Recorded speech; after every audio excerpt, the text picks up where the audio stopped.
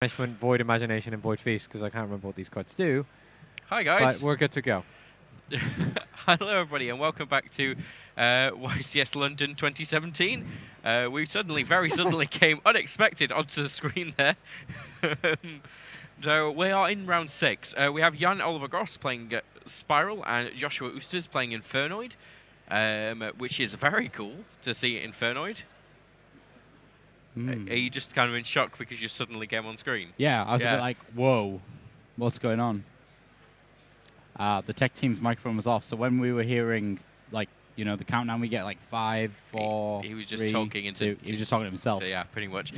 Anyway, is there anything very interesting about that Infernoid deck you're looking at there? Now, there are 3 cards I'm not quite sure if I remember what they do, as you may have heard. So but we are looking at Joshua Oosters, who's playing an Infernoid deck into this Oosters. field. Oosters, my apologies. What's his current standing in the tournament now, Luke? XO.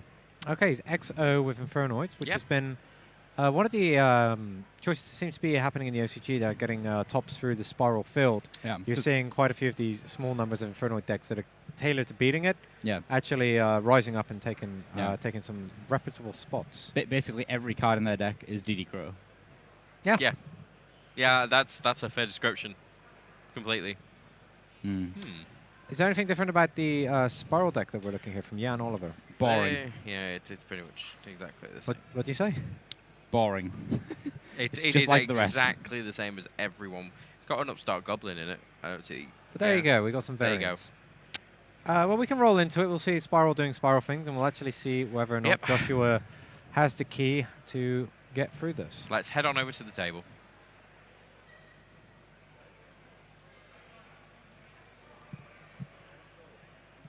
The first thing you'll notice is that we have players. They're kind of hard to come by, right? Now, Jan versus Joshua, both looking very confident there. Okay, so Vanishment is the one where you can add a Void spell trap from your deck to your hand by discarding a card. Imagination is the one that like reduces the levels of everything continuously. And then you can send it to the graveyard to fusion summon. Sure. And then what was the last one? Void Feast, trap card. I think it's you can send. Yeah, Void Feast is the one where you can like summon as many as you can up to a certain level. I'm pretty sure. So Pot Desires for Joshua Oosters there to start off. Let's have a look and see. Yeah, trap card, summon 3 Inferno what monsters. he draws into. He's currently got a Void Feast, a Psyframe Driver, Ghost Ogre, and Snow Rabbit, Infernoid Harmodic. Void Feast is super busted. Yes, it is. Jan with the 1-for-1, Spiral Masterplan, Upstart Goblin, Super Agent, and the Ghost Ogre and Snow Rabbit. Joshua got a Sight to Mass and a Nunchu with the Pot of Desires there. Why didn't he say Void Feast? He hasn't finished his turn yet, I don't believe. I think he just passed it back, didn't he? Yeah. Did he? Okay. Jan drew into his all-important Upstart Goblin. No, he's got the 1-for-1. He's also got access to Terraforming, which will give him Spiral Resorts, which means he is going to be able to deploy 2 monsters in this turn, and then progress with his double Helix combo. Yep. He's in a decent position here, especially because he's staring down. Well, currently he's actually staring down a deck that he doesn't know what it is. So I don't know whether that's one of the reasons why Joshua didn't go ahead with anything. I think Jan's probably going to assume he's not playing against Spiral, based on the Pot Desires. It's not very common in Spiral builds. But what is it common in these days? Anything except for Spiral is uncommon. Hard to know what it is, really. That's kind of the thing. He's not really giving anything away. That's a fair point.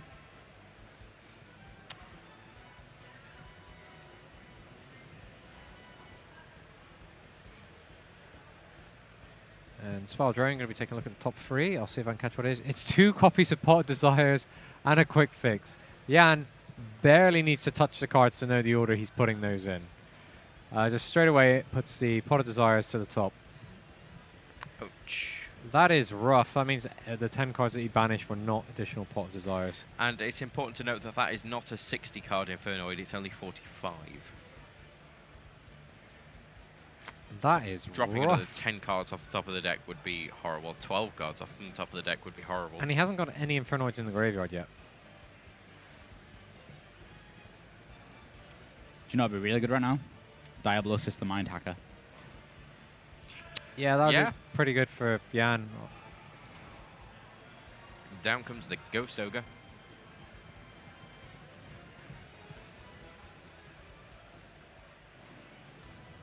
Poor double helix.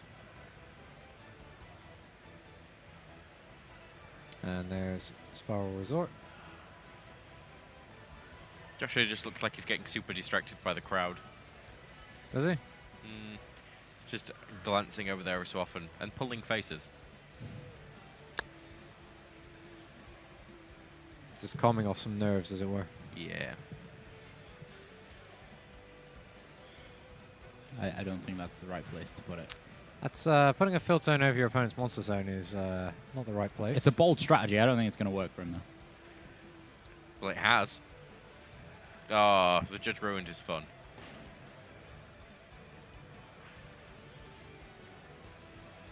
Quick fix. This is exactly what that judge did. It wasn't very quick. It really wasn't. Sylvan Princess Sprite. Gonna be some next.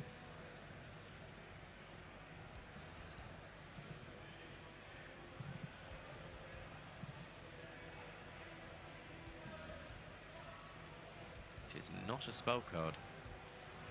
He sends a last resort to the graveyard.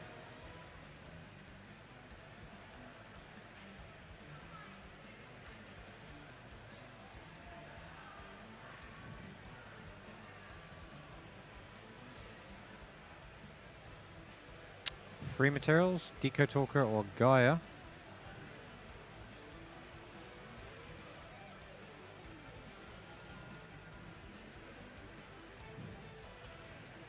Let's see which one Jan commits to. Sorry, it was 2 materials because, sorry, one of the cards he caught was actually an XE material. Proxy Dragon next.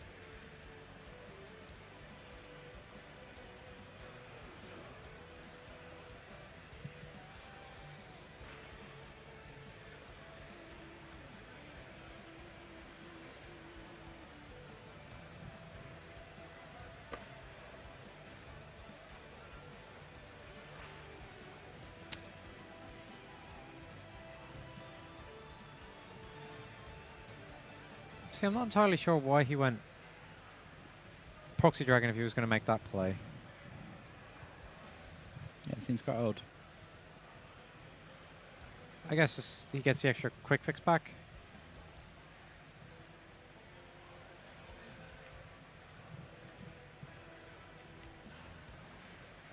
Banish 3 cards, summons Spiral Sleeper.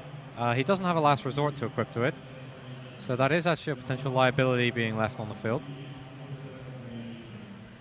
But it doesn't matter, that's a lot of damage. I don't get it. Yeah. Why did he not just... Especially seeing as, yeah, he was playing everything I was saying before about him not knowing what deck he was playing so that he could kind of just keep it a secret for the next game. It was completely negated by the fact that Jan is playing Spiral and can see the top of his opponent's deck. Yeah. Yeah. One of the advantages to Drone gives you some information you can manipulate in limited amounts. Like, if he'd have just, you know, surrendered at the point which he knew he had lost, that would have been... I feel like surrendering as soon as your opponent plays the Spiral Drone is not great, to be honest. You never know what your opponent's hand is, but even if you got halfway through the combo, at that point you've already given it away, so you may as well just collect as much information as possible. So, what's the sides that are happening here? What is Joshua going to be siding? Joshua has... Depends if he chooses to go first or second, but he does have additional hand traps in his side with Ghost Reaper and Winter Cherries. He also has Kaiju Monster, another Kaiju and Kaiju Slumber. Twin Twisters, not so likely in this. He has 3 copies of Evenly Match and he has 3 copies of Dimensional Barrier. Dimensional Barrier not likely to come in. Evenly Match will. If... yeah, Evenly Match would be pretty good if he makes his opponent go first. Over on Jan's side, will we see... I don't know what we'd see here. The artifacts, maybe, just for Lancia. Yeah. Yeah, Lancia's pretty good. Scaldings, possibly, just because it can negate all of the Infernoids, essentially. Evenly matched, not really that great in this matchup because you just keep deviating and be like, yeah, sure, I kept my deviating. That's basically it. Some Twin Twisters and maybe Regeki. Yeah, his deck's pretty cut out for this. Yeah, Infernoid's not really an expected match here for this event. We'll see if Joshua can get a little bit more lucky on this next game.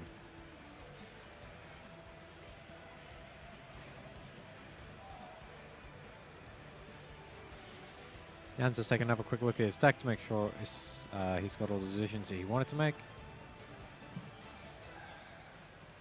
So, Luke, what can you tell us about these players and their match histories? Let's take a look.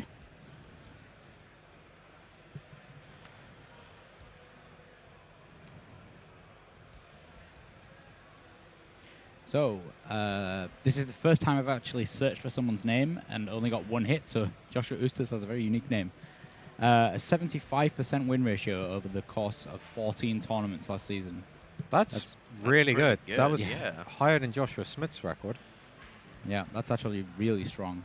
And our other player, Jan Oliver, I'm trying to think how I would type his name here. 3 letters, space, some more letters, space, more letters. That worked exactly right. It didn't. He attended just 3 tournaments with a 70% win ratio. So he was the Belgian national champion, which we know because he went to Euros, but then ended up judging Euros. And then Rimini and Bochum as well. So he's not attended a single regional. I think he judges regionals. So Yeah. Oh, okay. He does. Interesting to hear Joshua. How do I bring up the match history on here again? Interesting to hear Joshua. He seems like he's a very consistent player based on the information we have on him. yeah. Very consistent player playing a perhaps not so consistent deck, but he's been making it work real good here. Yeah, absolutely.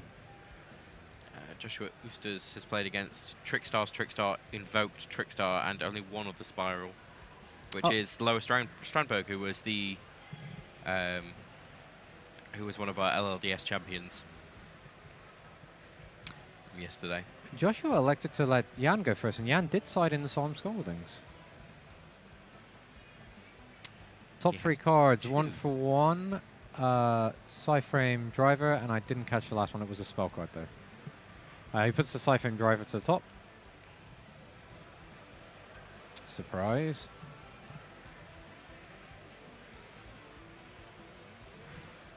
Yeah, this is a very strong start for Jan, because he's going to get to go with a double Helix combo and back it up with a Scolding. Solemn Scolding. He has the right stuff. I haven't seen the cards in Joshua's hand loading up as of yet. Here, there are some monsters and some spells.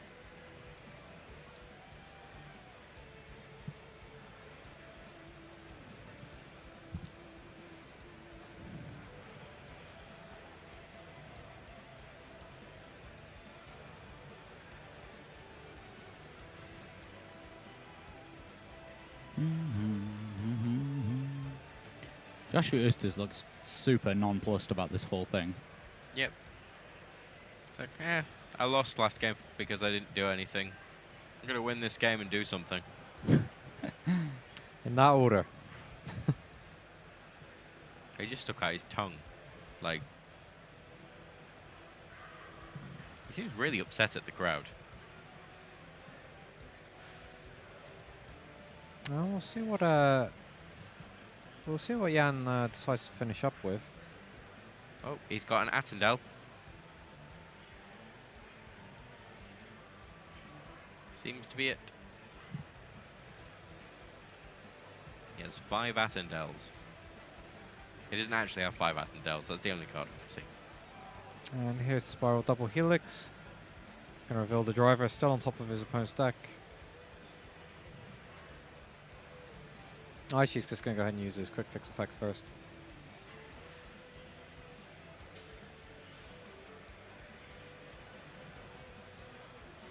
There we go. Attendel, Deveity, Void Vanishment, Charge of the Light Brigade, and Gamesiel. That's not too bad. That's not too bad. That is okay. Apparently, there's actually nobody stood in near the crowd right now, And I like where wonder the who crowd he's would be. looking at. Yeah, I don't know. It's like Malcolm in the Middle. He's giving a monologue to the camera. But we can't hear it because we're in the same role as him. I think he's looking at the giant duels. Yeah, Yeah. just really. Trying to figure out exactly where he'd be looking.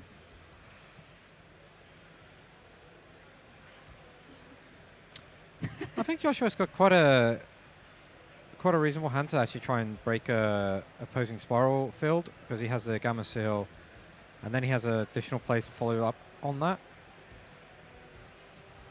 The Scolding is fantastic for Jan to have, but he can't play both of them. In fact, No. setting both of them is the worst possible thing you can do Yes. with Solemn Scolding. You basically just Denko Sekka yourself. Pretty much, yeah. I bet it's happened.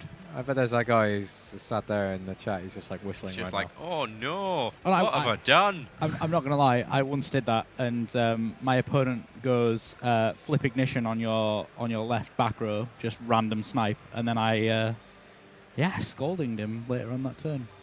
I'm not going to lie. It was pretty funny. now.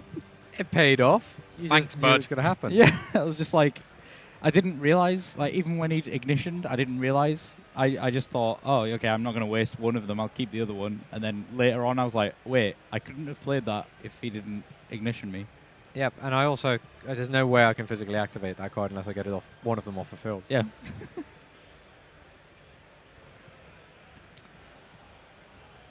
One Solemn Scolding discarded for a quick fix. That's actually one of the cool things about quick fixes. You can get away with drawing duplicates of cards that you don't want to see and then just throw them out. Absolutely. So you can actually make the most of bricks. Or for anybody who's tuned in who then wants to know what that is, a brick is generally a card you cannot do anything with in that turn. And also something you build houses with. Yeah, if you have a bunch of them, you're trying to build a house, not play in a tournament.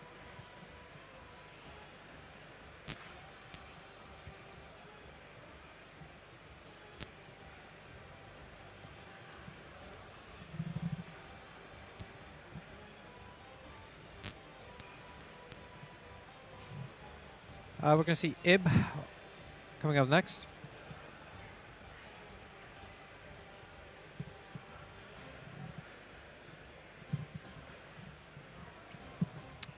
Jan taking his time to finish his combo out, actually. Really large amount of time, actually. Yeah, he's not slow playing. He's just got time.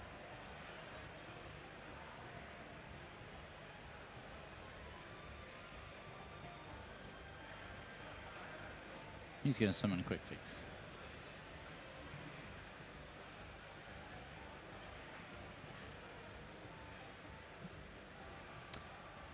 Utility wire being added to Jan's hand. Great trap card, utility wire. I remember the days of Rise of the Storm Monarch. That was old school Monarchs. Yeah. None of this Erebus stuff.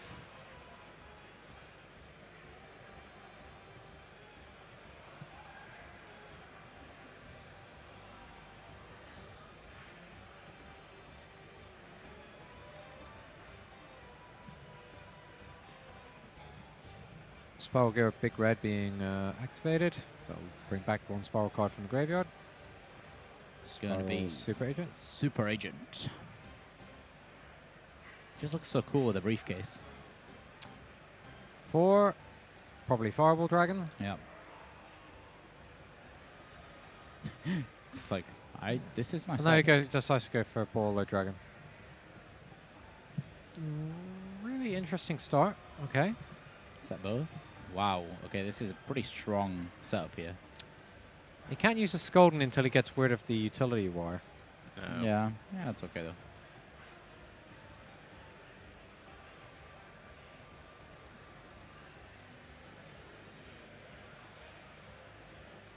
It's actually not very strong against a Kaiju play.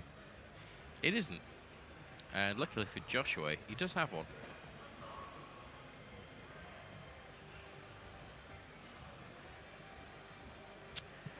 Let's see what Joshua does with his turn.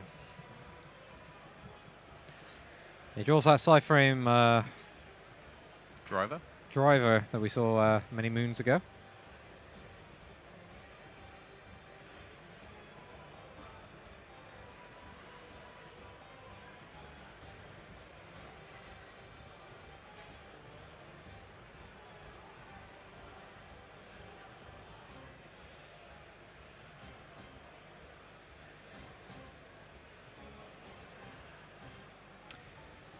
Charger light brigade being activated.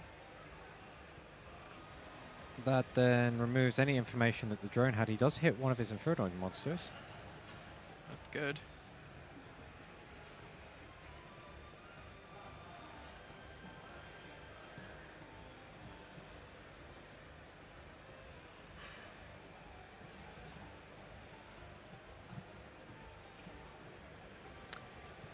Joshua is going to be searching for Raiden and the light swan.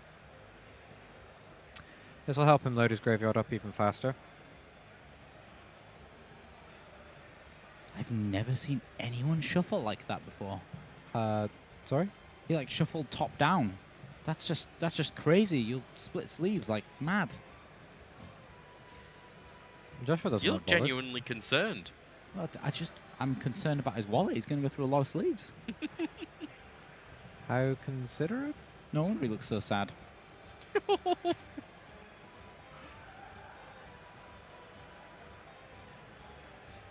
Where's he going to go? So he's got the Gamma Seal that you could quite happily throw over the ball load, and he knows the utility wires there, and he saw one Scolding get thrown out, so there we go. See, Jan is forced to pretty much throw the utility wire out to make sure that he has his negation.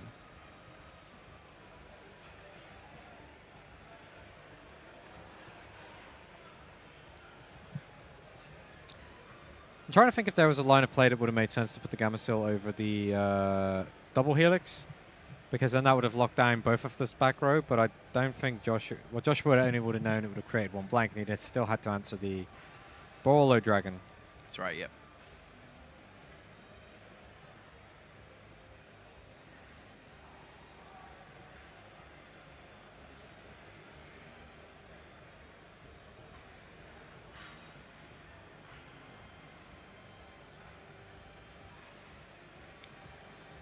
Quick check of the text of Last Resort.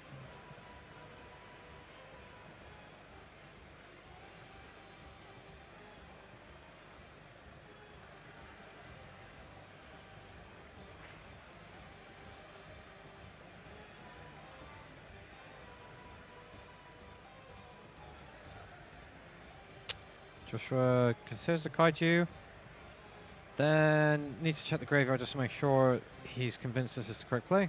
He throws it over the... See, my problem with this is if he intended to do that, he knew the utility wire was there. Why did he not make that play first? And then he would have known the utility wire wasn't a factor. Yeah. Was he hoping to get away with not using it? It's possible. Yeah, I don't know what possible line of plays. Maybe that's why he took so much time deciding about the kaiju. Maybe he realized. I guess it's maybe because his primary plan kind of backfired. Avoid banishment. Scalding.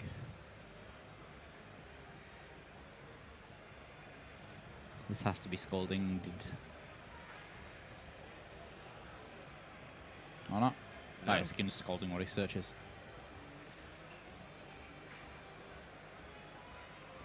Void Imagination being added to his hand. Mm-hmm. He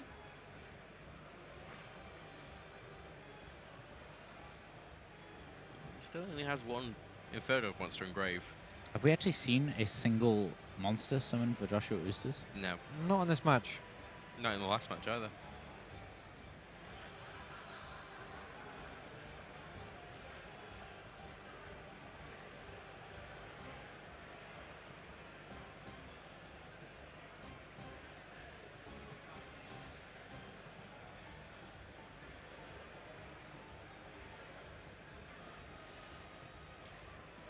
The He's thinking about Scalding's it. being hovered.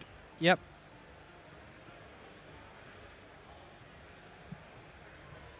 See, now this is really awkward for Joshua, because if Joshua... Joshua now can't play anything. Well, he can banish Infernal monsters from his hand and graveyard. He's got one in his graveyard and one in his hand. He could bring out Attendel then, I think. Yes, Attendel's the 2800 attacks twice, one, right? Yeah. Yeah. That, unfortunately, does nothing to Borlow Dragon.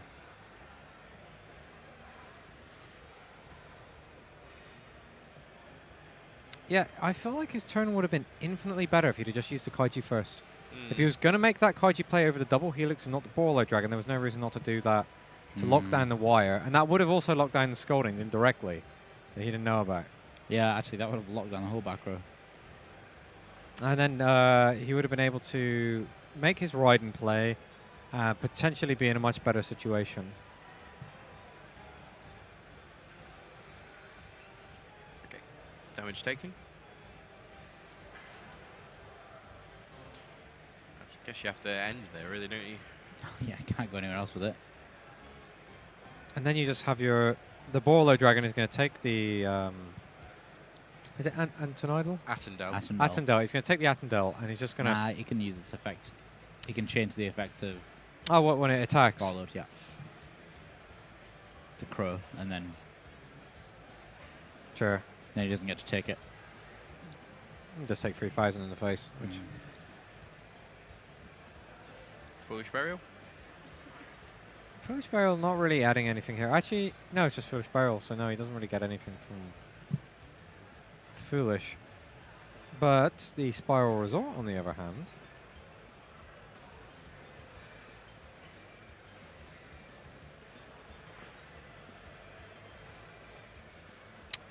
Yeah, I'm considering his options.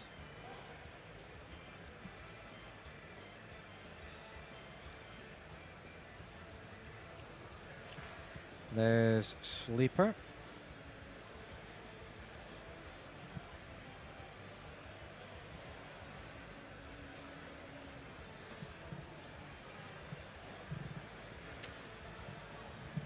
Joshua going to take a minute to consider his opponent's graveyard. Yeah, I'm really not happy with Joshua's last turn. I feel like that's kind of made a bit of a mess of the duel, to be honest. Yeah. Do you think They might... Jan has this in the bag, so to speak? Not a physical I bag. think Jan is going to be in a very strong position, and Joshua doesn't have many Infernoids to actually work with. He has no cards in his hand. In fact, he only has one in his graveyard, so his next turn is going to be very difficult. Especially when Sleeper and Borlow Dragon are on the case, and there's a Spiral Resort in play for Jan.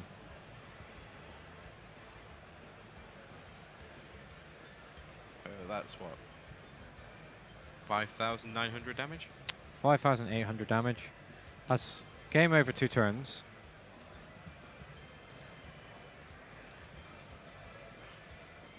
I guess if you're Jan, you just have to consider whether or not you destroy your Spiral Resort to take out the Void Vanishment now.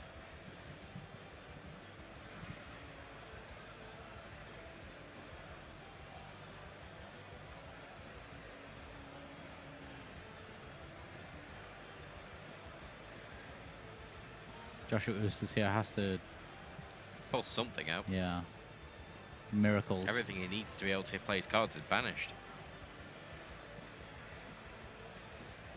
Okay, he's got that Deity in hand still, I believe. Oh wait, no. He's just drawn into another monster. I don't think that he can play it. Yeah, he can. He can. That is one that he only needs to banish one monster for, but... Oh, it's Harmodic. Sorry, I didn't actually see yes. the card Harmodic isn't going to get anything done for him, though. there. Nope. It just contributes itself to destroy one monster, I believe.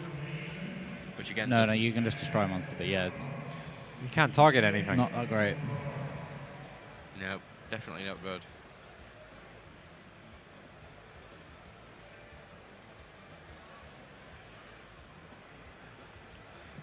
And wouldn't even put the 3 Infernoids he needs in the graveyard to be able to get the Deity.